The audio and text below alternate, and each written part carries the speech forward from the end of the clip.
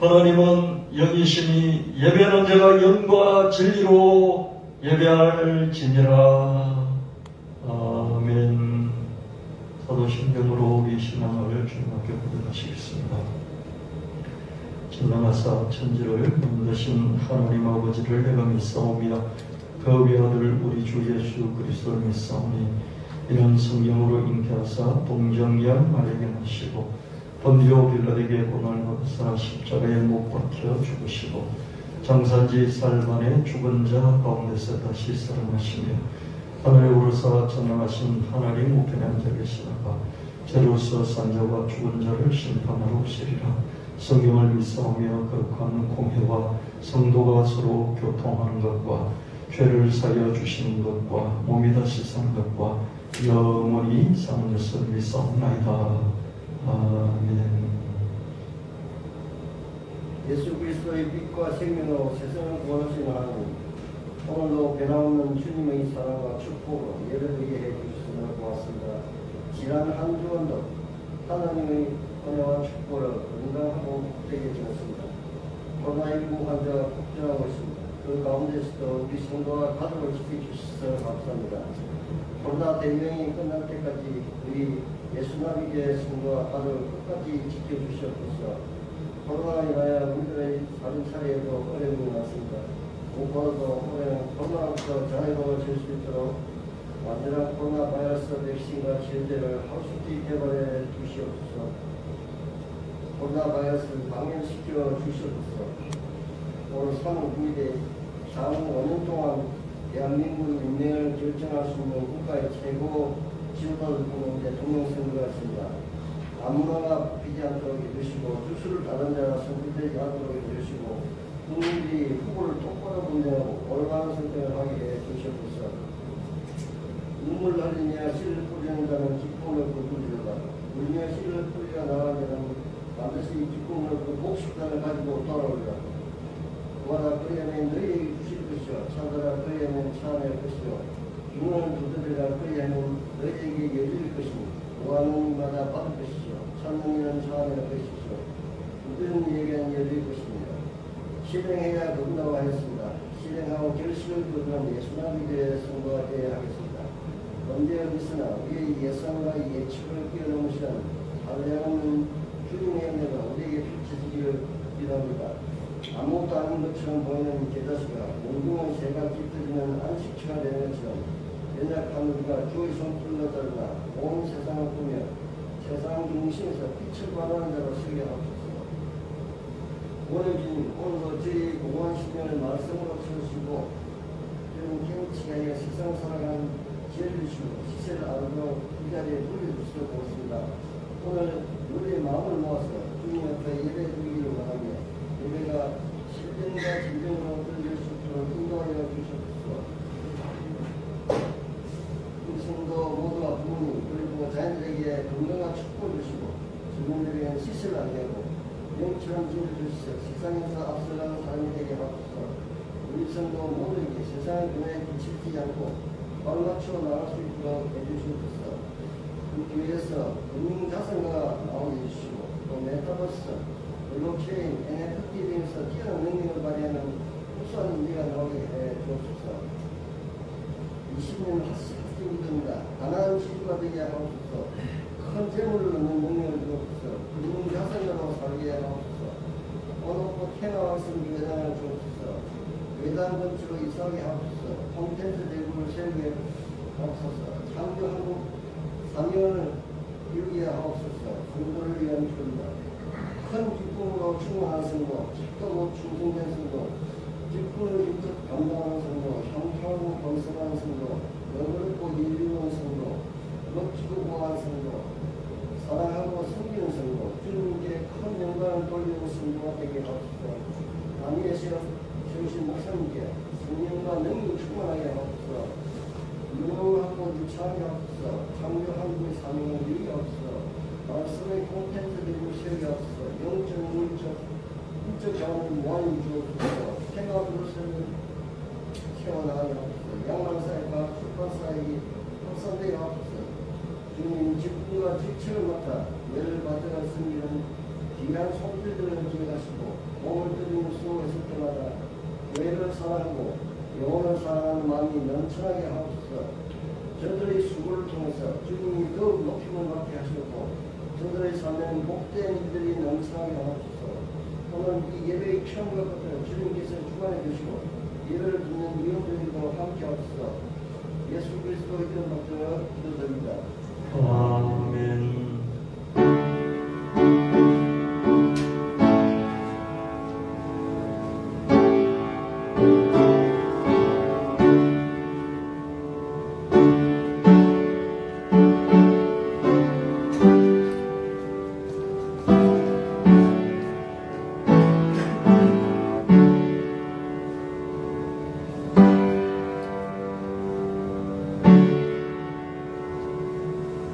하나님 말씀 역대상 25장 12절, 이사야 60장 11절, 요한복음 14장 12절. 부와 귀가 주께로 말미암고 또 주는 만물의 주제가 돼서 손에 권세와 능력이 있사오니 모든 사람 크게 하신가 강하게 하심이 주의 손에 있나이다. 너 성문이 항상 열려 주야로 닫히지 아니하리니 이는 사람들 내게로 이방 나라들의 재물을 가져오며 그들의 왕들을 포로로 이끌어 옴이라. 내가 진실로 진실로 너희에게로는 나를 믿는 자는 나의 하는 일을 저버릴 것이요 또한 이보다 큰 것도 하리니 이는 내가 아버지께로 감이니라. 아멘. 찬송 405장 주님께 드리시겠습니다.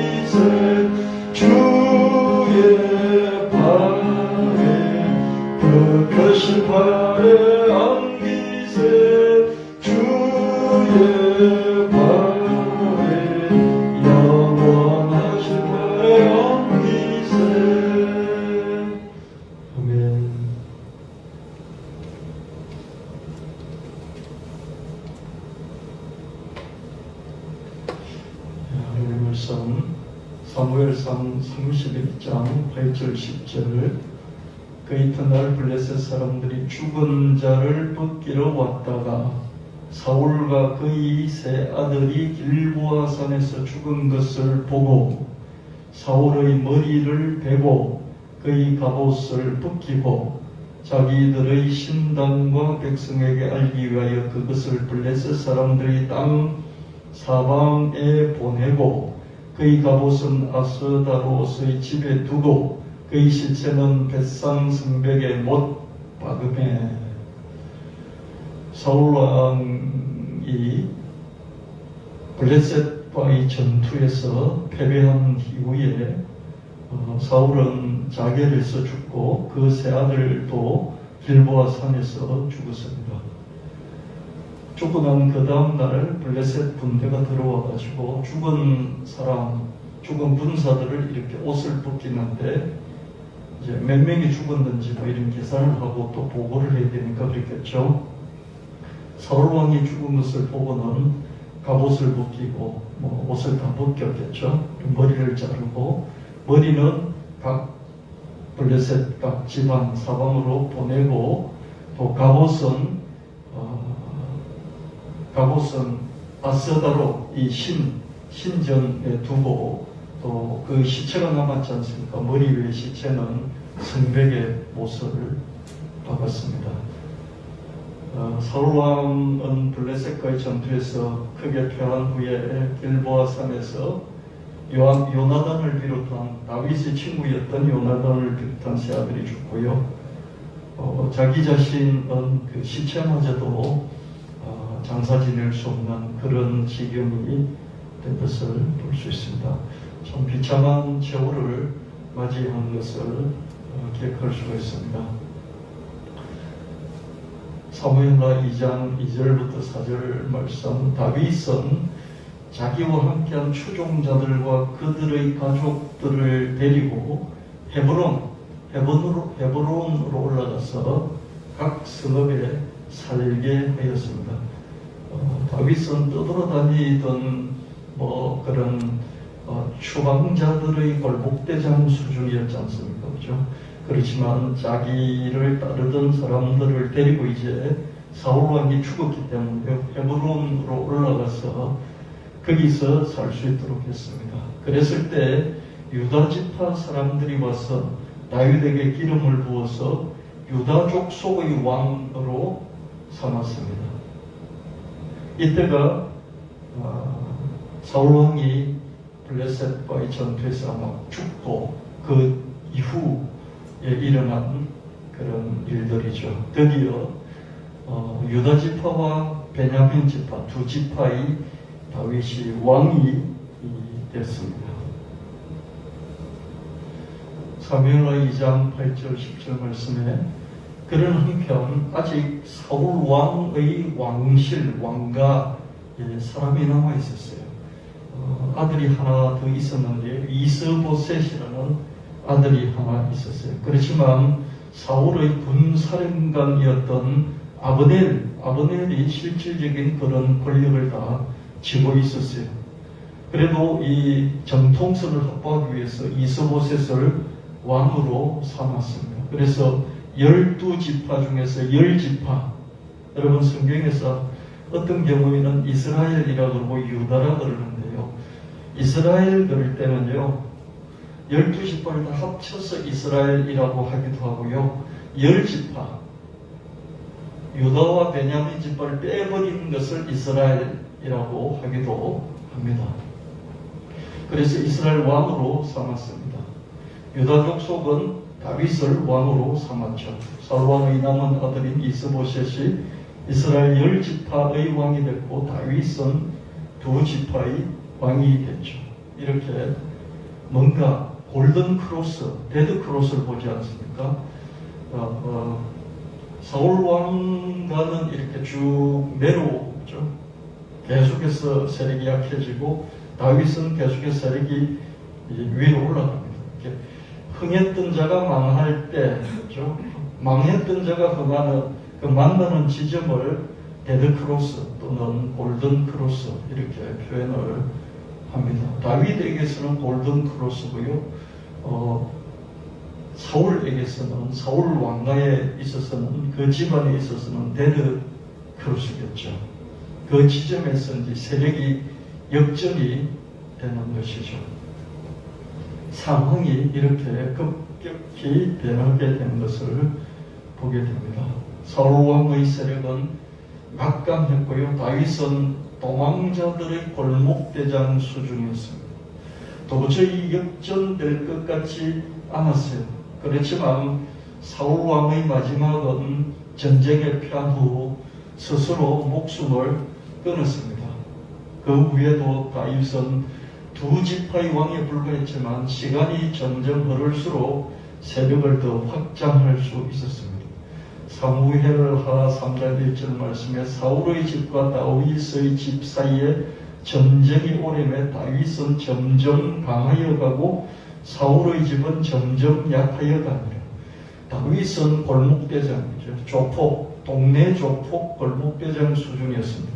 그래서 점점점 세력이 강해져가고 사울은 정말로 왕실에 수천 명의 군대를 이끌고 다니는 그런 세력이었지만 점점 약하여 간 것이죠. 어느 날 데드크로스, 골든크로스에서 만났는데 그게 길보아산에서 블레셋과의 전투를 벌여서 왕이니까 전투에 참전하지 않을 수 없잖아요.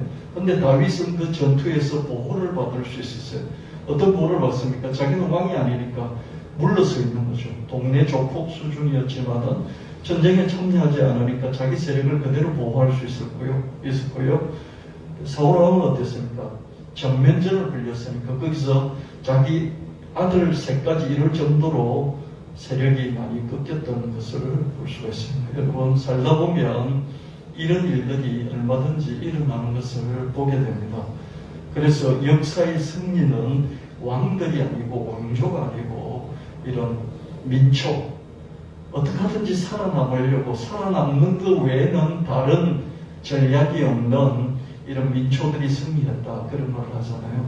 백성들이 조선시대에 많이 죽었지만 그래도 숫자가 많아서 백성들이 살아남아서 지금 대한민국을 이루고 있지 않습니까? 왕조들은 없어져 버려도 백성들은 계속 살아남아서 지금까지 오고 있는 것을 봅니다.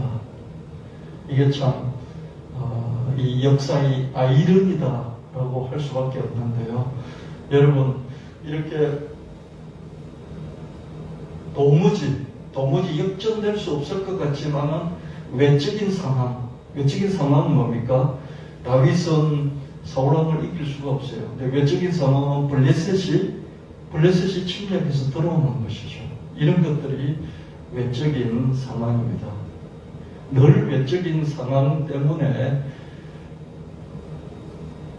망하는 그런 국가도 기업도 개인도 많이 있는 것을 역사적으로 계속해서 보게 됩니다. 현재의 어떠함에도 불구하고 하나님의 약속의 말씀은 끝내 이루어지고 마는 것이죠. 그래서 여러분이 현재 정말 비참하고 초라할지라도 하나님 주신 약속의 말씀이 있으면 그 약속을 버리지만 않으면 여하튼 이루어지게 된다. 이런 하나님의 섭리를 우리가 하나님 믿으면서 교회에 나오면서 우리가 붙잡을 수 있어야 되겠습니다. 여러분, 하나님이 자기 백성을 버리지 않으시고 끝까지 구원하신다. 이게 약속이잖아요. 보편적인 모든 사람이 주신 약속이잖아요. 그럼 이 말씀을 계속 붙잡는 거죠.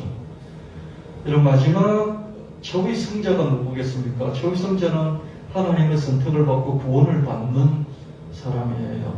그렇지 않습니까? 이 세상에서 많은 복을 누리는 것도 중요하지만 마지막에 하나님이 나를 붙잡아서 나를 천성으로 데리고 가는 거예요. 그렇죠? 그게 승리자입니다. 그 약속을 우리 모두에게 주셨잖아요. 그래서 그런 약속을 우리가 끝까지 붙들고 갑니다. 그랬을 때 우리는 마지막에 그 말씀이 이루어지는 것을 목격하게 되겠죠. 그렇죠? 다른 사람은 몰라요. 옆에 임종을 지켜보는 사람도 모르죠. 내 임종하는 그 당사자는 알겠죠. 그 약속이 이루어지는 것을 경험하게 될 것입니다. 하나님의 약속의 말씀은 현재와 상관없이 끝까지 이루어지고 만다는 사실입니다. 사무엘하 5장 1절 3절 말씀에 이스라엘 모든 지파가 헤브론, 다윗이 이제 정착하고 있는 또 헤브론으로 올라와가지고 하는 말이 왕과 우리는 한 권력이잖아요. 우리는 똑같은 백성이지 않습니까? 이미 사울이 왕이었을 때도 다윗은 왕처럼 행동을 하셨고 하나님께서 말씀하셨기를 이스라엘 목자가 될 것이다. 이스라엘 주권자가 될 것이다. 하지 않았습니까? 그래서 각 지파의 장로들이 우두머리들이 나와서 다윗에게 기름을 붓고 이스라엘 전체의 왕으로 삼았습니다. 사무엘하 5장 4절 7절 말씀에 다윗이 나이가 30살 때, 30세가 되었을 때 왕이 올라가지고 40년 동안 다스렸습니다. 헤브론에서 유다 지파, 베냐민 지파를 데리고 7년 6개월 동안 다스렸고요. 예루살렘으로 다시 올라가서 거기서 30년 동안 이스라엘과 유다 전체를 다스렸습니다. 다윗 왕이 군대를 이끌고 예루살렘으로 가서 그 땅 주민 여부수 사람을 쳐서 이기고 그 산성을 빼앗았으니 이게 다윗성이 되었다. 그렇게 말하고 있습니다. 예루살렘은 원래 여부서 족속들이, 여부서 원주민들이 차지하고 있던 땅이었어요. 그 땅을 다윗이 왕이 되고 난 뒤에 쳐서 부수고 빼앗아서 예루살렘성 또는 시온산성 또는 다윗성으로 만들어서 자기 것으로 삼았습니다. 역대상 11장 6절 9절 말씀에 다윗이 먼저 이르되 여부서 사람을 치는 자는 우두머리와 지휘관으로 삼으리라 하였더니 다윗이 그 성을 뺏고 그 산성에 살았으므로 우리가 다윗성이라 불렀으며 만군의 여호와께서 함께 계신 다윗이 점점 강성하여 가니라. 여부서 족속의 예루살렘을 뺏어서 다윗성으로 시온산성으로 예루살렘으로 삼고 거기서 수도를 삼고 거기서 30년 동안 통치를 하면서 다윗은 점점 강성하여졌다. 그렇게 성경은 말씀하고 있습니다. 다윗이 30세에 왕에 올랐죠. 7년 반 동안 헤브론에 살면서 이스라엘 2지파를 다스렸죠. 어느 날 이스라엘 12지파의 장로들이 다윗을 찾아와서 12지파가 같은 동족이 아니냐, 다윗은 이미 왕처럼 유능했다, 하나님이 다윗을 왕으로 점지하셨다, 이런 말들을 하면서 다윗에게 기름을 붓고 이스라엘 전체의 왕으로 삼았고요. 다윗은 여부서 원주민의 땅이던 예루살렘을 쳐서 빼앗았습니다. 다윗은 예루살렘에서 30년 동안 다스리면서 나라를 점점 강하게 키워갔던 것을 보게 됩니다. 역대상 12장 22절 25절 말씀에 그때 사람들이 날마다 다윗에게로 돌아와서 이제 사울왕 실은 상당히 쇠하여졌고 이스보셋이라는 왕이 있긴 하지만 저는 후수아비 같은 왕이고 다윗이 점점 세력을 얻어가니까 날마다 사람들이 다윗에게로 몰려들어서 다윗을 왕으로 삼는 것을 볼 수 있습니다. 큰 군대를 이루어 하나님의 군대와 같았더라. 싸움을 준비한 군대 지휘관들이 헤브론에 이르러 다윗에게 나와 여호와의 말씀대로 사울의 나라를 다윗에게로 돌리고자 하였으니 유다 자손이 유다 지파가 나오고요, 시몬 지파가 나오고요. 각 지파의 군대 장군들이 군사를 이끌고 다윗에게로 속속 들어오기 시작했습니다.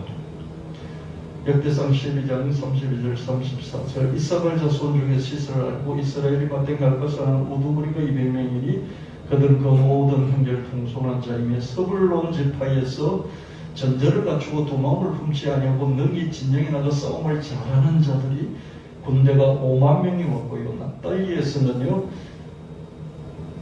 3만 7천 명이 왔어요. 그리고 한 지파에서 5만 명, 3만 명 이렇게 무더기로 다윗에게로 몰려오는 것을 볼 수 있습니다. 여러분 어떤 때가 오면 흥하는 것은 수십가지다.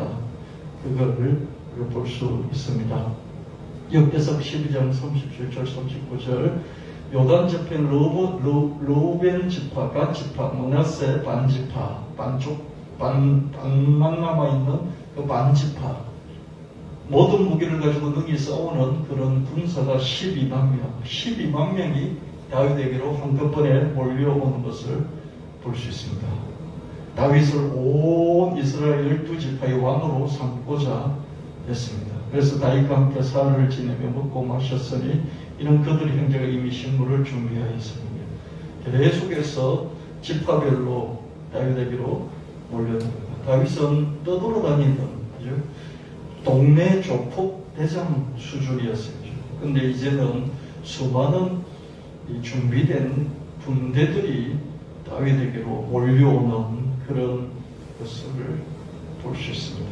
사울 왕가는 점점 하향 곡선을 그리고 다윗의 세력은 점점 상승 곡선을 그렸습니다. 다윗의 세력의 탄력이 붙기 시작했습니다. 이렇게 계속 안 되고 바닥을 다지다가 어느 날 탄력이 붙으면서 조금씩 위로 올라가는 거예요. 그러자 이스라엘 지파들이 다윗에게로 이동하기 시작했습니다. 남은 탄력부터 올라가는 게 아니라 어떻습니까? 나를 괴롭히고 억압하던 사울왕의 세력이 점점점 약해진 것이죠. 그러니까 더 올라가기 시작하자 지파별로 수천 명에서 수만 명에 이르는 군사들이 다윗 편에 가담을 했습니다. 이사갈 지파에서는 시세를 아는 우두머리가 200명이 한꺼번에 몰려들어 지혜로운 사람, 지혜롭고 리더십 있는 사람이 200명이 쑥 들어와서 다윗의 참모가 됐습니다. 다윗이 하나님이 다윗을 12지파의 왕으로 점지하셨기 때문에 다윗은 결국 이스라엘 전체의 왕이 될 수밖에 없었습니다. 하나님의 약속의 말씀을 붙잡고 때를 기다리며 당장의 고난들을 이겨내면 되는 것입니다. 하나님의 약속을 하셨다면 하나님의 약속의 말씀을 붙들고 지금 당하는 여러 가지 고난들이 있어요. 밑바닥 인생일수록 고난이 많이 있습니다. 그 고난을 이기고 견디면 어느 날 탄력이 붙기 시작하고 세력이 붙으며 사람들이 몰려들게 되는 것을 보게 됩니다.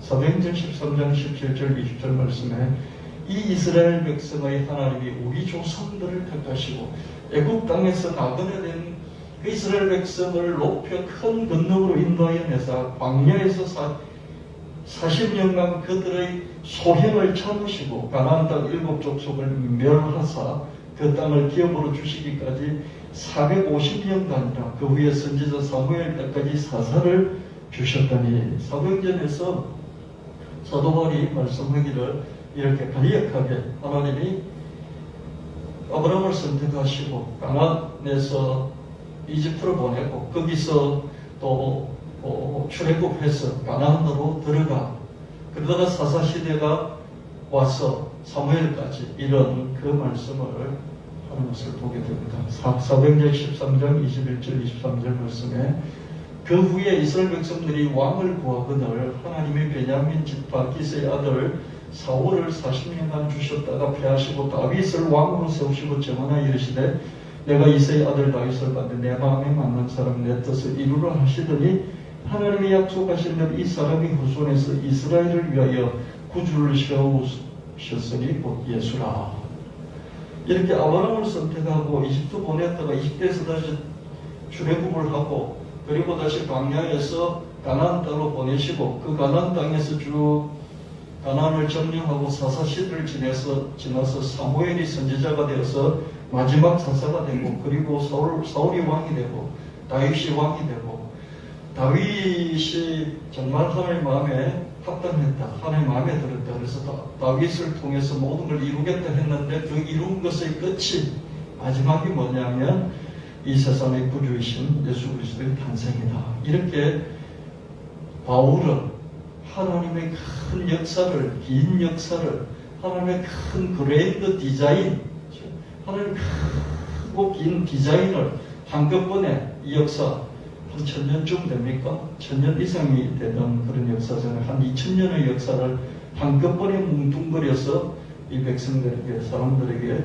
전달하면서 설명하고 있는 것을 보게 됩니다. 사람들에게 계획이 있다면 하나님에게는 더욱 계획이 있습니다. 하나님은 아브라함과 이삭과 야곱을 이스라엘 조상을 선택을 하셨잖아요. 그리고 그 자손들을 이집트에서 창대하게 불려주셨죠. 그죠? 그러다가 이 이스라엘 자손들의 신음을 들으시고 이집트 탈출로 이끌어 주셨죠. 말 듣지 않으니까 광야에서 40년 동안 뺑뺑뺑 돌리면서 사람 되게 만들어 광야를 거치게 하신 다음에는 가나안으로 들어가게 하시면 그 가나안에 들어가는 선봉에 우리가 갈렙의 일들을 살펴봤습니다. 그 후에 사사시대가 쭉 시작이 됐고요. 그때 사사들이 일어나서 다스리다가 사무엘을 마지막으로 사사시대가 끝나고요. 이스라엘 백성들이 사사만 가지고 안 되겠다. 이 사사는 처음부터 쭉 어떤 제도를 가지고 등장한 그런 리더십이 아니고 갑자기 푹푹푹 성령의 기름 부음 받아서 푹푹푹 이렇게 등장해서 그때마다 위기를 해결하는 그런 자들이었지 않습니까? 사사 가지고는 이게 우리나라를 지킬 수가 없겠다. 그래서 이스라엘 백성들이 하나님께 왕을 구했습니다. 그래서 하나님이 사울을 초대왕으로 40년 통치하게 하셨고요. 그러고 난 뒤에 다윗을 40년간 통치하도록 그렇게 하신 것을 볼 수 있습니다.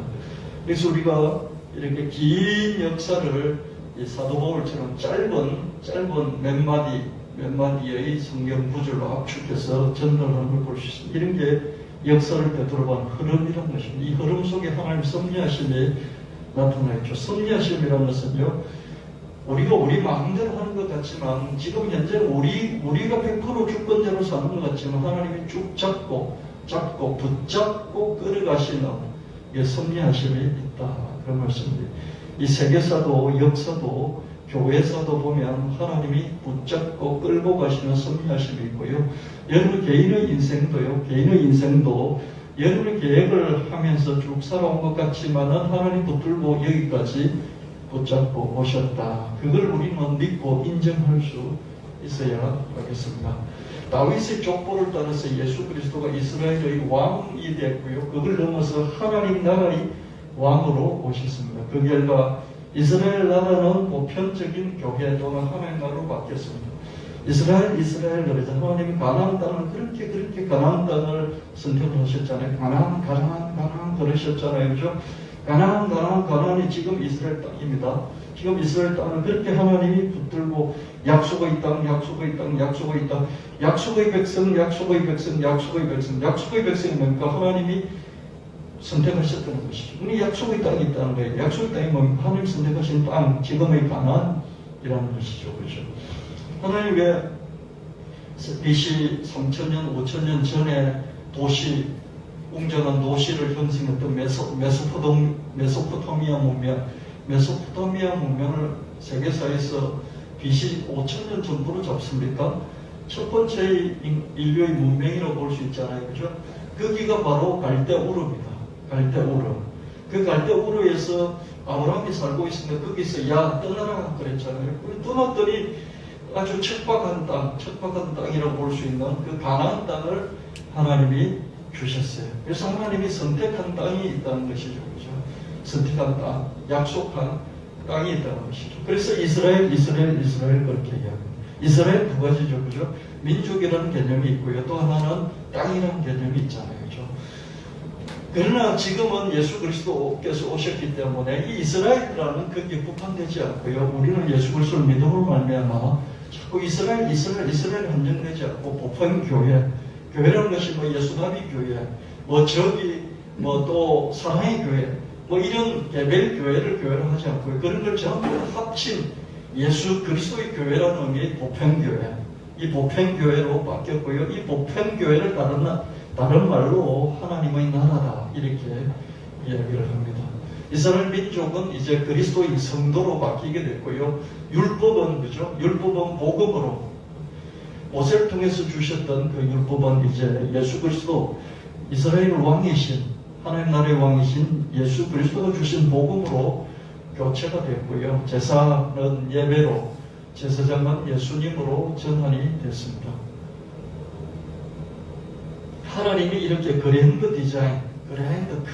큰 흐름을 갖고 자기 계획을 갖고 그때 족장을 선택하고 저 이집트에서 창대하게 번성시키시고 출애굽을 시켜서 가나안을 주시고 그 가나안에서 쭉 사사들을 보내시고 그 다음에 왕정을 열어서 사울을 세우셨다가 사울을 폐하시고 다윗을 세우시고 그 다윗을 통해서 예수 그리스도 오게 하시는, 그래서 이전에 가나안 지역보다는 이제 전 세계, 이스라엘 나라보다는 이제 하나님 나라, 율법보다는 이제 예수 그리스도의 복음, 제사장을 통해서 하나님 말씀하셨고 제사장을 통해서 하나님이 이스라엘을 통치하셨다면 이제는 예수 그리스도를 통해서 통치하시나, 이런 걸로 전환이 됐다. 이것을 사도 바울이 깨뚫어 보면서 이제 자기의 말씀을 듣는, 자기의 설교를 듣는 그런 청중에게, 성도에게 말하고 있는 것을 보게 됩니다. 사도 바울은 이렇게 큰 흐름을, 하나님의 계획의 흐름을 쭉 잡고 쭉 보면서 성도들에게 펼쳐 보여주고 있는 것을 보게 됩니다. 여러분들도 하나님 밑에 쭉 뒤를 돌아보면서 이런 큰 흐름을 볼 수 있어야 되겠고요. 그럼 이 흐름이 여기까지 왔는데 앞으로는 어떻게 흘러갈 것인가? 알 수 없어요. 알 수 없지만 그래도 고민하고 하나님께 여쭤보고 또 걸음을 따라가는 이런 노력들을 계속해야 될 것입니다. 하나님을 믿는다는 것은 하나님의 약속의 말씀을 믿는 것이고, 하나님의 약속의 말씀을 믿는다는 것은 하나님이 계획하신 큰 계획의 흐름을 따라가는 것입니다. 믿음은 하나님의 계획의 흐름을 알고 따르는 것이에요. 그렇지 않습니까? 족장들을 선택하셨다. 그리고 가나안으로 들어가게 하셨다. 그럴 때 이 하나님의 계획과 흐름에 위배에 드는 사람은 하나님으로부터 선택받을 수 없고 떨어져 나갈 수밖에 없어요. 가나안에서 다시 굶어 죽을 것 같으니까 요셉을 먼저 보내셨다가 이집트로 전부 다 보냈어요. 여기서 떨어지는 사람 살아남을 수가 없어요. 하나님의 큰 흐름이죠. 근데 출애굽을 시켰어요. 그 흐름에서 떨어지는 사람, 광야에서 그냥 머물러 있는 사람, 이젠 가나안으로 가라는 거예요. 가나안으로 가라고 그러는 하나님의 계획의 흐름에 떨어지는 사람은 하나님이 어떻게 하실 도리가 없는 것이죠. 또 왕으로 사사로 세웠다가 왕으로 사울을 세우셔서 40년 동안 쓰시다가 이제는 사울 아니다. 사울 아니다 했으니까 다윗 편에 붙어야 되는데 다윗 편에 붙지 않았던 사람들은 하나님이 어떻게 하실 도리가 없는 것이죠. 왜냐하면 하나님의 계획대로 흐름들이 흘러가기 때문에 그렇습니다. 지금은 어떻습니까? 다윗이 이스라엘에서 마지막 승리자입니다. 다윗이 이스라엘에서 마지막 승리자예요. 다윗은 흠이 많음에도 불구하고 어떻게 하든지 다윗을 통해서 구주 예수 그리스도가 오셨어요. 이게 시온 신학이라고 그러잖아요. 다윗이 시온 산성 여부스에게 예루살렘을 취하여서 뺏어서 예루살렘성, 시온성, 다윗성을 삼고 거기서 나오는 후손을 통해서 하나님 나라가 하나님의 구주가 오셨잖아요. 그래서 어떤 다른 지파에도 없는 다윗에게만 있는 유다 지파와 다윗에게만 있는 이 신학이죠. 이게 시온 신학입니다. 다윗이 최종적인 승리자인 걸 볼 수 있습니다. 요셉도 아니고 다윗이 최종적인 승리자이죠. 우리는 어떻습니까? 이 최종적인 승리를 거둔 다윗의 후손이신 예수에게 붙어서 예수를 믿고 지금 여기까지 왔습니다. 우리도 최종 승리자인 것이죠. 근데 지금 예수님은 성경을 통해서 어떻게 흘러가고 계신지 그 흐름을 하나님 계획을 우리가 알 수가 없어요. 왜 알 수가 없습니까? 그 안에 있으니까. 우리 지금 성경을 되돌아보면서 지나온 과거들 이렇게 쭉 보니까 바울처럼 사도행전 13장에 나온 바울처럼 그렇게 이야기를 할 수 있는 것이죠. 근데 어떻습니까? 우리는 그 안에 있으니까 이삭처럼 야곱처럼 또 아브라함처럼 그 안에 있으니까 하나님의 인도하심을 따라가긴 하지만 전체가 뭔지는 모르는 거예요. 그죠? 알고 애를 쓰고 하나님의 인도하심을 구하고 기도하고 또 어떨 때는 내가 잘못 가지만 하나님이 섭리로 나를 쭉 다시 하나님의 어른 가운데로 편성시키실 것이라는 그 믿음을 갖고 살아갈 뿐이지 정확히는 알 수 없어요. 미래를 알 수가 없잖아요. 하나님 큰 흐름은 하나님이 주도하실 때는 그렇습니다. 그러나 우리가 어떻게 하든지 하나님을 믿고 하나님의 약속의 말씀을 믿고 하나님의 약속의 말씀을 믿는다는 것은 하나님이 이끄시는 그 흐름을 따라가는 것인데 그 흐름을 따라가는 것이 뭔지 잘 모르지만 그래도 하나님이 나를 끝까지 붙들고 견인해서 그죠? 중간에 고장이 나서 이렇게 차가 길에서 그죠? 턱 주저앉을 수도 있어요. 그죠? 그러나 성경께서 나를 견인해서 쭉 간다는 거죠. 이런 게 섭리하심. 할렐루야. 우리 섭리하심을 해난 것이죠. 그래서 우리는 하나님의 흐름 가운데로 계속해서 인도함을 받게 될 줄 믿습니다. 그 인도하심을 일부러 그죠? 어깃장 놓을 필요는 없죠. 그죠? 강야에서 이스라엘 백성들이 기성세대들이 일부러 어깃장 놓듯이 놓으면 안 되는 것이죠. 그죠? 그건 하나님 믿는 게 아니죠. 하나님 우리를 사랑하신다. 그러나 하나님 자신의 계획을 포기하시면서까지 우리를 사랑하실 수는 없다. 할렐루야. 가야 될 길이 분명히 있는데 기다리는 줄 수 있지만 마냥 무한히 기다리면 가고자 하는 그 리더의 계획이 포기되어야 되잖아요. 다른 사람이 이렇게 발이 아프다든지 힘이 들다든지 그럼 기다려 줄 수 있어요. 근데 무조건 그죠? 안 가겠다고 하고 어깃장을 놓고 있는데 가고자 하는 그 방향을 끊고 포기하면서까지 이 사람을 붙들고 있을 수는 없지 않습니까? 그렇죠? 왜냐하면 하나님이 주권자이시지 우리가 주권자는 아니잖아요. 역사의 주권자는 하나님이시지 내가 아니잖아요. 그렇죠?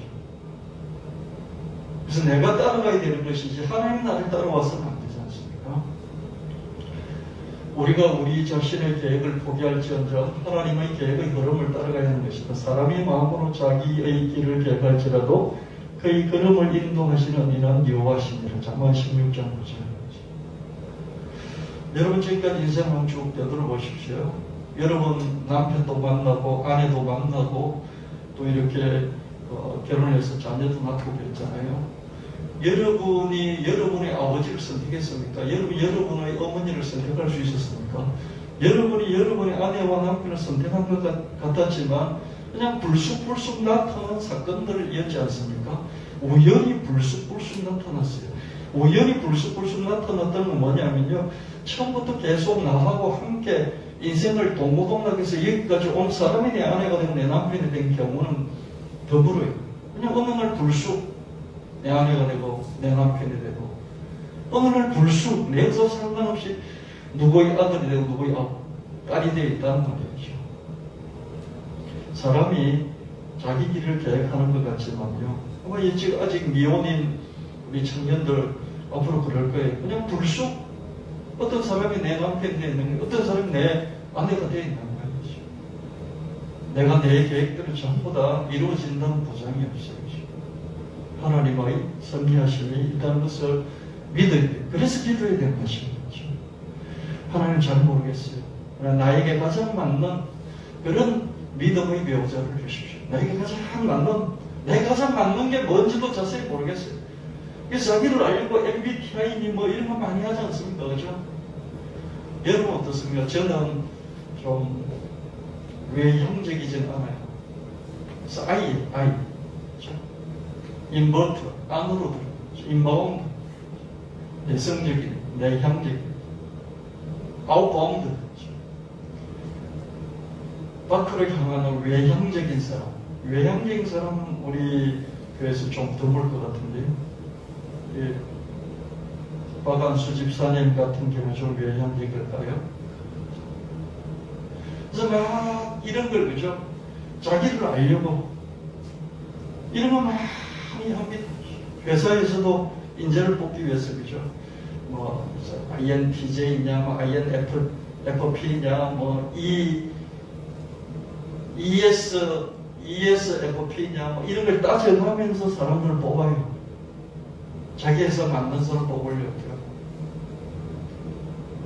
조금은 접근할 수 있겠죠. 근데 내가 나를 몰라요. 내가 뭐 E라고 하는데 살다 보면 E가 아니고 그냥 어느 날 I로 바뀌어 있고 그래요. 알 수가 없어요. 자기가 자기를 몰라요.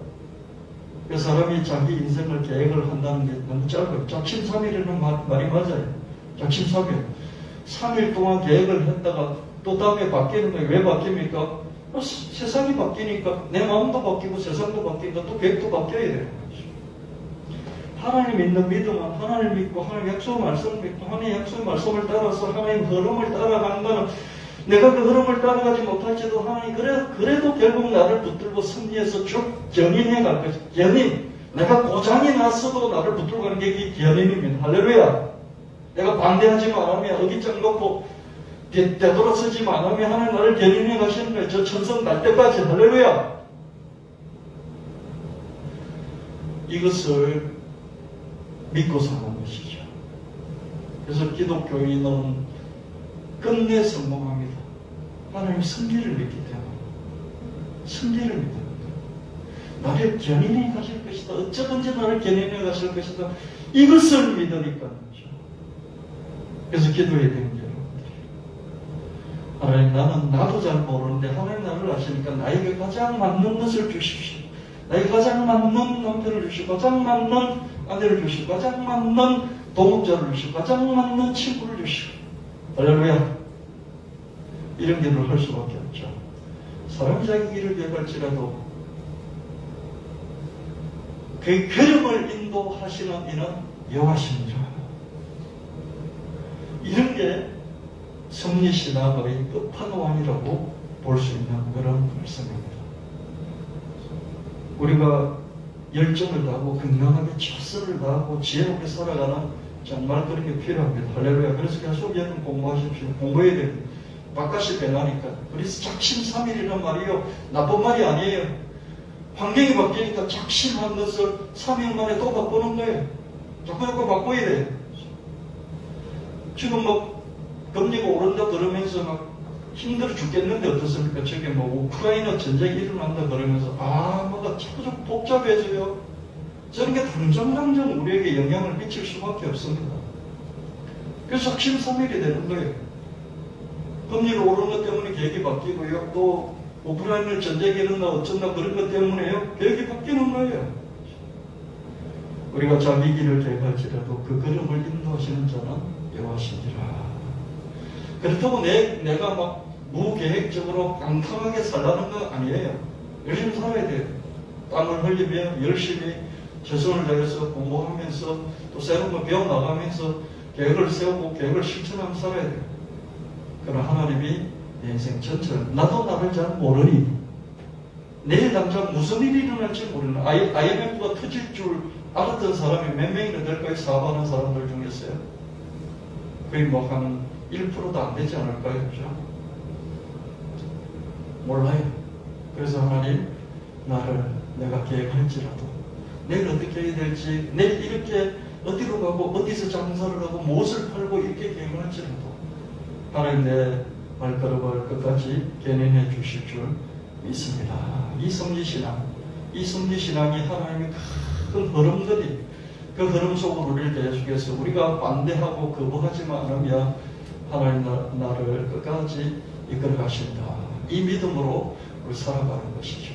그래서 우리가 저녁에 잠잘 때 모든 걸 내려놓고 두 다리 뻗고 잠을 잘 수 있는 것이죠. 하나님의 계획은 하란, 갈대우르에서 하란에서 가나안으로, 다시 이집트로, 이집트에서 다시 가나안으로, 사사시대로, 왕정시대로 서로 왕을 주셨다가 다윗 왕을 주시고 마침내 예수님으로 이르는 크고 길게 흐르는, 이게 하나님의 계획의 흐름입니다. 하나님 계획은 이렇게 크게 흐른다는 것이죠. 하나님의 계획의 이런 흐름에 순응하면서 우리 계획도 같이 흘러야 합니다. 시대는 흐릅니다. 고정불변이 아니죠. 그런 때와 시대를 바꾸시며 왕을 세우시고 피하시며 지혜로운 자에게 지혜를 주시고 총명한 자에게 지식을 주시는 분이시다. 다니엘 2장 21절 말씀. 시대가 흘러 바뀌면 그 바뀌는 시대에 순응하면서 흘러야 됩니다. 가나안 시대가 열리면 가나안 시대에 맞게 흘러가야 되고요. 다윗 시대가 열리면 다윗 시대에 맞게 흘러가야 됩니다. 이 흐르는 시대를 역류하면 어떻습니까? 그 사람을 하나님께서 견인해 갈 수는 없는 것이죠.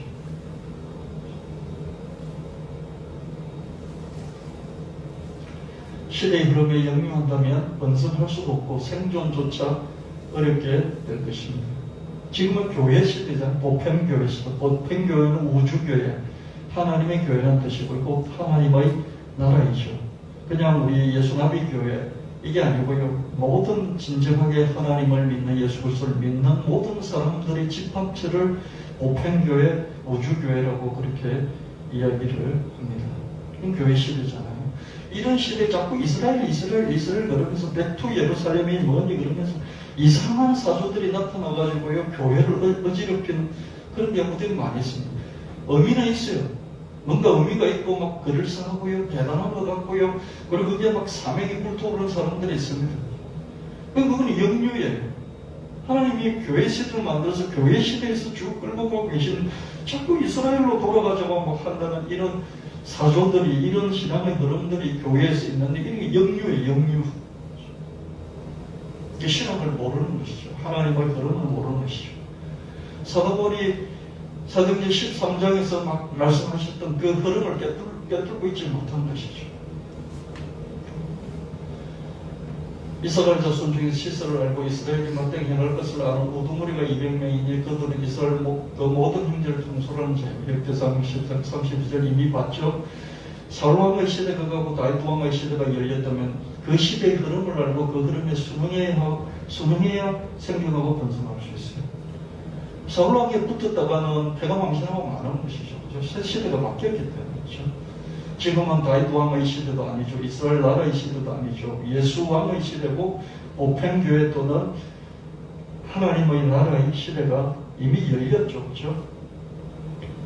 교회마다 개교회마다 한국 복음화, 세계 복음화를 외치며 교회당, 교육센터, 선교센터, 기도원을 짓고 키우던 시대의 흐름, 그 흐름들이 지금은 거의 단절되어 있습니다. 세계 복음화, 민족 복음화 외치는 목사들 거의 없어졌어요. 근데 제가 청년 때만 하더라도요, 어느 정도 좀 뭔가 부흥사만 돼도 민족 복음화, 세계 복음화를 외쳤어요. 그래서 막 선교센터 짓고요. 목사들의 목표가요, 해외에 선교센터 10,000개 짓겠다, 1,000개 짓겠다, 100개 짓겠다. 조금 교회 세력만 되면 해외 선교센터를 몇 개 짓겠다. 이런 게 이제 비전이었습니다. 꿈이었고요, 목표였잖아요. 근데 지금 그런 게 거의 사라져가고 있습니다. 다양한 메타버스와 NFT가 지속적인 확장세를 하고 있습니다. 이런 걸 타고 이제 또 크리스천 콘텐츠죠. 이게 눈에 보이는 건물이 아니고요. 눈에 보이는 건물이 아니고 이런 선교센터, 교육센터가 아니고 이제 사이버 세상 안에서 콘텐츠로 그러니까 온라인에서 콘텐츠로 선물을 걸어야 하는 그런 때가 더욱 된 것 같습니다. 2007년 아이폰의 등장과 함께 시작된 모바일 시대는 계속 확장되어 왔고 2030년까지 이어질 것으로 저는 보고 있습니다. 여러분 2007년 우리는 2009년에 아이폰이 들어오고 났어요. 여러분 한 15년 정도 지났잖아요. 그죠? 15년 지났나요? 그죠? 그 정도 됐지 않습니까? 2007년에 와서 2007년에 시작됐으니까요. 근데 우리 세상이 어떻게 변했습니까? 그럼 상상할 수 있습니까? 제가 회사에 퇴직할 때요, 이 백돌처럼 생긴 전화기 있지 않습니까? 휴대폰이죠. 백돌폰이라고 그랬잖아요. 그걸 처음에 제가 LG폰이죠. LG 휴대폰, 그 백돌처럼 생긴 거 딱 사면서, 그걸 계약을 하면서 제가 직장을 그만두었던 기억이 나요. 그걸 이렇게 사겠다고 계약서를 쓰고, 그러면서 제 퇴직을 했던 기억이 나거든요. 근데 그때하고 지금하고 이 세상이 얼마나 바뀌었습니까? 우리는 들고 다니는 핸드 PC죠. 들고 다니는 PC의 시대를 살면서 수시로 24시간 언제든지 세상과 접촉하는 그런 시대를 살고 세상이 그만큼 바뀌었다. 여러분들이 자꾸 그 안에 잠식돼서 들어가서 살아왔기 때문에 뭐가 뭔지 뭐가 그렇게 큰 차이 있어 이렇게 생각할 줄 모릅니다. 왜냐하면 일상이 되어버렸으니까. 근데 이전하고는 완전히 다른 세상이었습니다. 이게 저는 한 2030년까지는 핸드폰이죠. 핸드폰을 들고 살 것 같아요. 그러다가 지금부터 시작된 이런 메타버스 세상 속에서요, 메타버스 NFT, 메타버스는 껍데기라고 볼 수 있고요, NFT는 그 안에 들어가는 핏줄이라고 봅니다. 이것들이 2030년은 넘어서 2040년까지 한 20년 동안 확장세를 거듭할 것으로 그렇게 보입니다. 2030년쯤 되면 좀 상당히 무르익겠죠. 그죠? 그럼 이게 쭉 한 10년 정도, 2040년 정도까지는 최소한 쭉 가지 않을까 그런 생각이 듭니다. 핸드폰이잖아요. 그죠? 핸드로 세상을 접속하면서 살아가고 있잖아요. 그죠? 지금, 그죠? 그렇지 않습니까? 핸드죠. 그죠? 근데 앞으로 어떻게 되냐면 웨어러블, 눈경처럼 착용을, 손에 시계처럼 착용을, 장갑처럼 착용을 하죠. 장갑처럼 착용을 하든지 옷처럼 착용을 하든지 안경처럼 착용을 하고 웨어러블 PC, 입는, 장갑을 끼는, 안경을 쓰는, 옷을 입는 이런 웨어가 옷을 입는다는 뜻이잖아요. 껴 입는 게 옷이잖아요. 핸들은 드는 거잖아요. 드는 것의 시대에서 이제는 입는 것의 시대로 바뀌고, 입으니까 어떻습니까? 드는 것보다 입는 게 훨씬 더 착용감이 좋지 않습니까? 드는 거는 항상 챙겨야 되잖아요. 입는 건 어떻습니까? 눈에 그냥 안경을 쓰면 되는 거예요. 써서 이렇게 했더니 앞에 다 세상이 펼쳐지면 이게 2030년, 2040년까지 계속될 것이다. 이게 새로운 세상인 것이죠. 이게 새로운 시대의 흐름이죠. 옛날에는 하나님이 이집트에서 가나안으로 보내시고, 그죠? 사울에서 다윗으로 바뀌고 그렇게 했지만 지금은 하나님 나라의 시대에서, 핸드폰의 시대에서 이제 메타버스와 NFT 이런 시대로 하나님이 바꿔 가시는데, 이전에는 40년이 걸렸다면 지금은 10년, 5년 이렇게 그 주기가 짧아지면서 하나님의 계획의 흐름들이 바뀔 것이다. 그러니까 선교센터 직도 민족 보고마, 세계 보고마 그런 개념이 그죠. 이제는 제페토 안에 여러분 하시는 그 제페토 안에 3억 명의 아이들이 거기서 바글거리고 있어요. 그죠? 그 안에서 뭘 어떻게 할 것인가? 이런 걸 읽어내는 시대가 되었다. 그렇게 말씀드릴 수 있겠습니다. 그렇다면 메타버스 시장과 NFT 시장 아직 초기라는 말이죠. 2030년, 2040년까지 핸드폰이 2007년에 나와가지고요. 쭉 지금까지 왔고, 그러면서 앞으로 한 2030년 정도까지 간다고 본다면 지금 시작되는 것이 한 20년 메타버스 NFT 간다고 이렇게 보는다는 거죠. 그렇다면 지금 뛰어들어도 기회는 충분히 있어요. 여러 사업적인 그런 기회들이, 교육적인 그런 기회들이 충분히 있을 것입니다. 교육 환경도 이것 때문에 확 바뀌어가고 있어요. 우리는 모르지만 물 밑에서 계속해서 바꿔가고 있어요.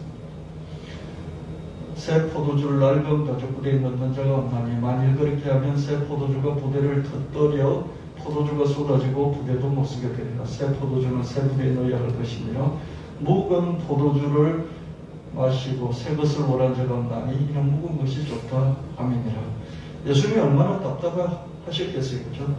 이제는 다윗 왕의 후손으로 이전의 이스라엘과 이스라엘 나라와 율법 중심과 제사장의 중심 시대가 마무리되고 사울 왕이 마무리되고 다윗이 등장했듯이, 이전에 그런 시대들이 마감되고 이제는 예수님의 시대, 하나님 나라의 시대가 왔는데도 불구하고 묵은 것이 좋다, 묵은 것이 좋다 그러면서 바리새파와 사두개파들이 예수님을 때려 죽이려고, 잡아 죽이려고 하고 있어요. 마치 요셉을 그 형들이 잡아 죽이려고 하듯이 예수님을 그렇게 잡아 족치면서 죽이려고 하고 있으니 예수님이 얼마나 답답했겠어요. 그죠?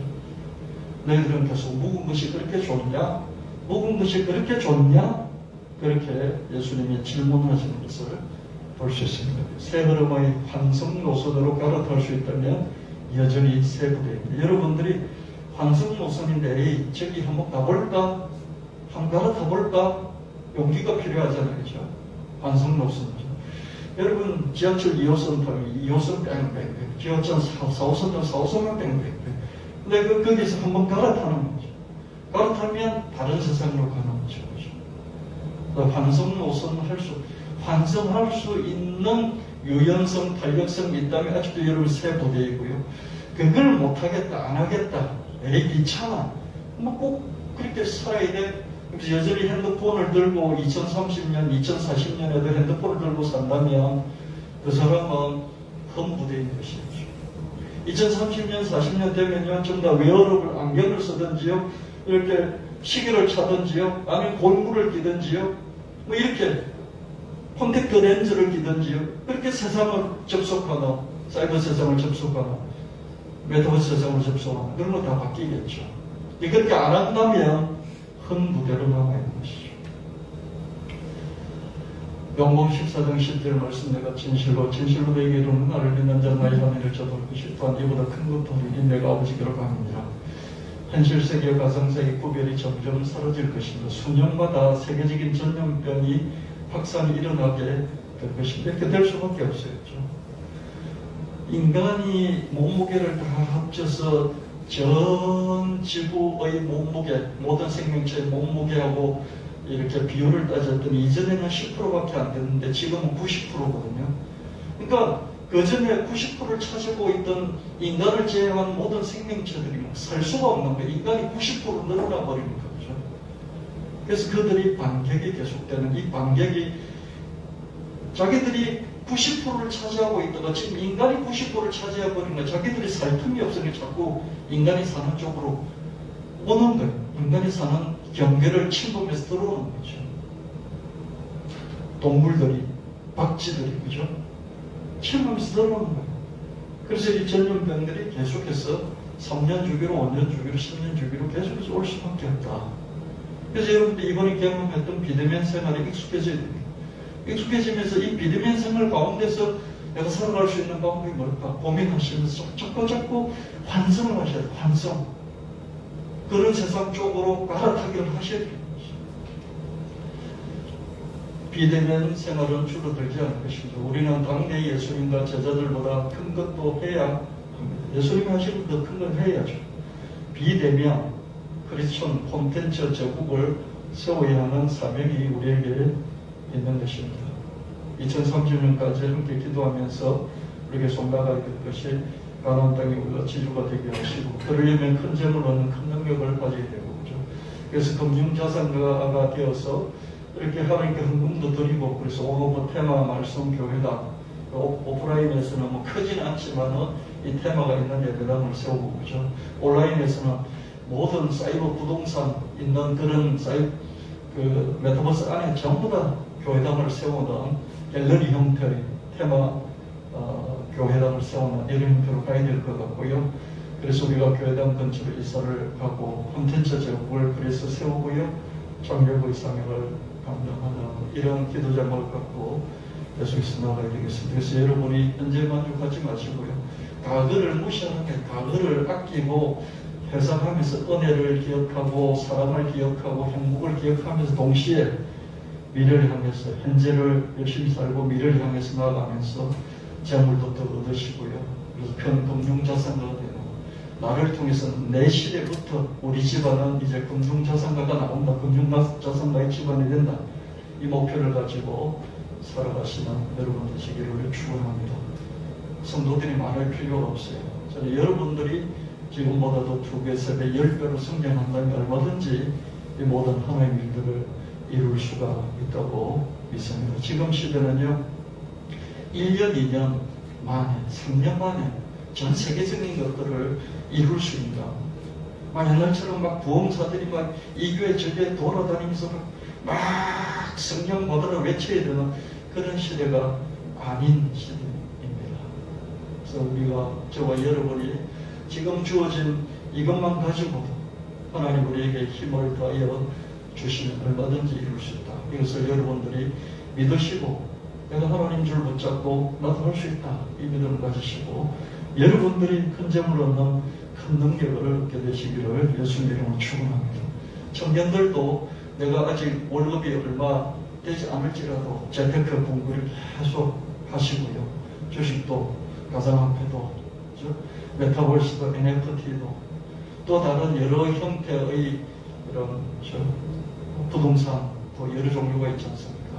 계속 월급 외에 다른 공부들도 쭉 하셔서 재물 얻는 능력들을 길러나가게 되시기를 또 기도하면서 능력을 키워나가게 되시기를 예수님 이름으로 축원합니다. 기도하겠습니다. 하나님 아버지, 서울왕의 시대가 사사시대가 끝나고 서울왕의 시대가 열리고 또 하나님 다윗왕의 시대를 여시고 이제 예수 그리스도의 시대를 여셔 지금까지 여기까지 인도해 주셨습니다. 하나님이 나를 끝까지 내 인생을 개인적으로 견인하셔서 천당까지 인도하실 것이라는 그 믿음, 내가 좀 불순종하고 내가 좀 불신앙하고 내가 좀 하나님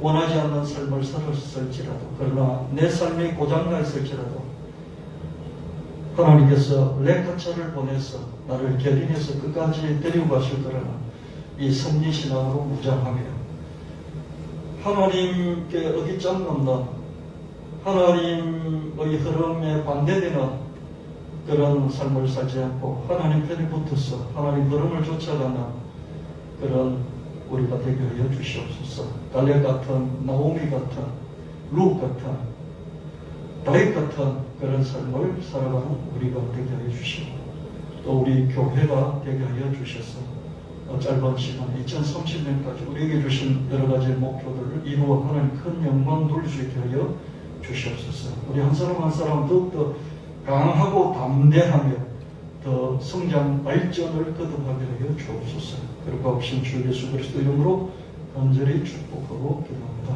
아멘. 50장 부르시면서 주님의 예물을 드립니다.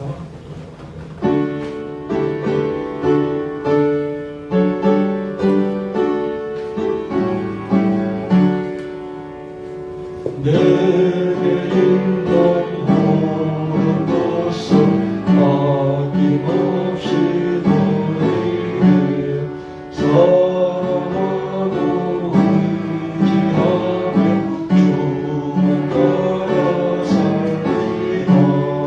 주께 드리네 주께 드리네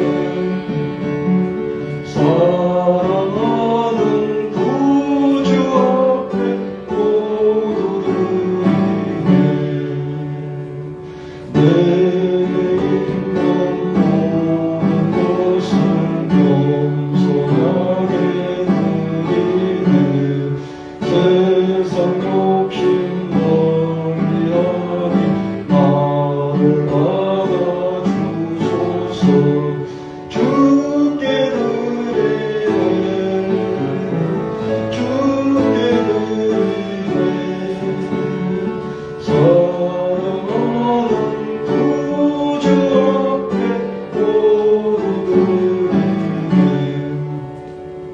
내게 있는 모든 것은 주를 위해 드리네. 주의 성령 충만하게 내게 내려주소서. 주께 드리네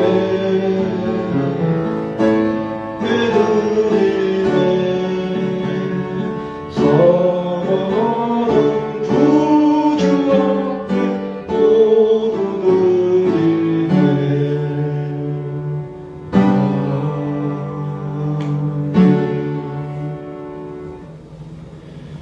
주님 시간 드립니다. 마음 드립니다. 물질 드립니다. 기도 드립니다. 하나님 다 받아주시고 감명하시고 우리의 드림을 기억하여 주시고 하늘의 영원한 상급 갚아주시며 하나님 우리 기도 제목들을 따라서 가장 좋은 때 가장 좋은 방법으로 온만배로 갚아주시옵소서. 당대에 부대에 갚아주시옵소서.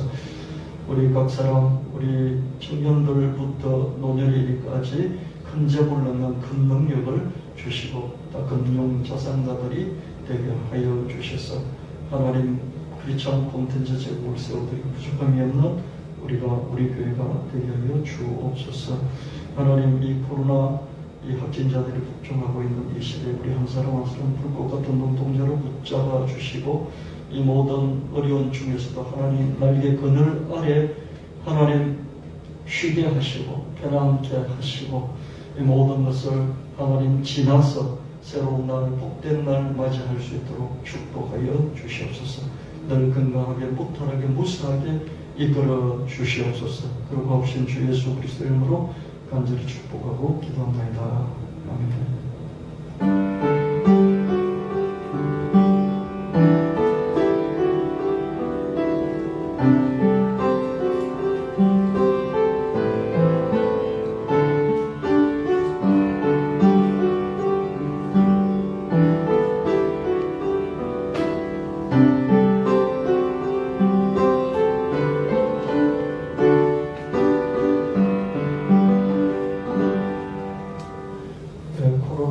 확진자가 너무 많아져가지고요 위태롭습니다. 다음 달 중순 정도까지 최대한 50만 명, 또 한 20만 명 정도까지 일일 확진자 보고 있습니다. 50만 명이면요 내 주변에 한 5명 중에 1명이 걸린다는 거예요. 앞으로 1천만 명이 확진자가 걸린다, 된다 그런 얘기까지 있는데요. 이럴 때일수록 여러분 잘 이렇게 조심하시고 그래서 안 걸리고 잘 넘어갈 수 있도록 그렇게 했으면 좋겠습니다. 걸리더라도 여러분들이 이제 건강으로 충분히 이겨내셔야 되는데요. 그러면 이런 약국 가니까 종합감기약을 비롯해서 그 상비약 세트가 있더라고요. 그걸 하나씩 사서 집에 구비해 두시고 언제든지 좀 기침이 난다든지 그러면 그 약을 이렇게 드시면 좋겠고요. 그 후유증 같은 것들도 제가 이렇게 쭉 검색을 해보니까 그 해열제 있지 않습니까? 그죠? 해열제인데 소염 진통까지 되는 해열제가 있어요. 해열 소염 진통이 되는 이걸 좀 사다 놓으셨어요. 이렇게 열이 오른다든지 이렇게 몸에 좀 이상이 있다 싶으면 꼭 그걸 드시면 좋겠습니다. 더 악화되기 전에 병원에 가서 치료받는 그 절차가 시간이 지연되고 어렵기 때문에 그렇게 하시면 좋겠습니다. 그리고 쭉 다른 것도 서칭 해보니까 비타민 C하고 비타민 D는 꼭 먹어야 되는 모양. 그게 면역력을 강화시키는 데도 좋고요. 그럴 뿐만 아니라 이게 백신을 맞아서 후유증 같은 것들을 처리해주는 거죠. 백신 후유증을 씻어주는 역할을 하는 것도 비타민 C, D 이런 것들이 다른 것도 물론 있지만은 그게 역할을 한다 이런 의사들 하는 얘기를 제가 이제 주워 들었는데요. 그래서 비타민 D 같은 제가 약국 가보니까 25,000원 뭐 이런 것들이 있더라고요. 조금 비싸긴 하지만 사다 두시고 그걸 매일 그냥 드시는 게 좋지 않을까 그런 생각이 듭니다. 저 뒤에 제가 다 떨어져서 다시 한 12인분 정도 갖다 놨거든요. 그래서 여러분 필요할 때마다 다 하나씩 아직 집에 남아있는 분은 그걸 이제 좀 상비약으로 두시고요. 없는 분들은 하나씩 가져가시길 바랍니다. 제가 저걸 작년에 한 4개 정도, 한 400알 정도 사놨거든요. 그래서 지금 한 100알 정도 남아있습니다. 그래서 여러분들이 필요한 분마다 가져가시면 또 비면 제가 채워놓도록 하겠습니다. 저게 이렇게 2가지 견해가 있습니다. 하나는 제가 뭐 쓸데없는 거다 그런 견해가 있고, 하나는 저게 아주 효과가 있다 그런 견해가 있습니다. 둘 다 의사들이 이 과학자들이 하는 얘기입니다. 그렇죠? 그래서 여러분 뭐 어쨌거나 지금 다른 처방이라는 것이 뭐 종합감기약 이런 것밖에 없기 때문에요. 종합감기약, 뭐 비타민 C, D 뭐 이런 정도밖에 없기 때문에 그렇죠? 뭐 이렇게 타이레놀하고 그렇죠? 또 이런 뭐 소염 진통제계 또 이 정도밖에 없지 않습니까? 그렇죠? 그래서 하나씩 저것도 갖고 계시면 필요할 때 정말 급할 때, 지금 문제가 생겼다 싶을 때 드실 수 있으면 좋겠습니다. 오늘도 공부 한 10분 정도 하고 마치도록 하겠습니다. 축도 끝나고요. 그 자리에 계시고 다 같이 일어나셔서 623장 부르시고 축도하고 기도하시겠습니다.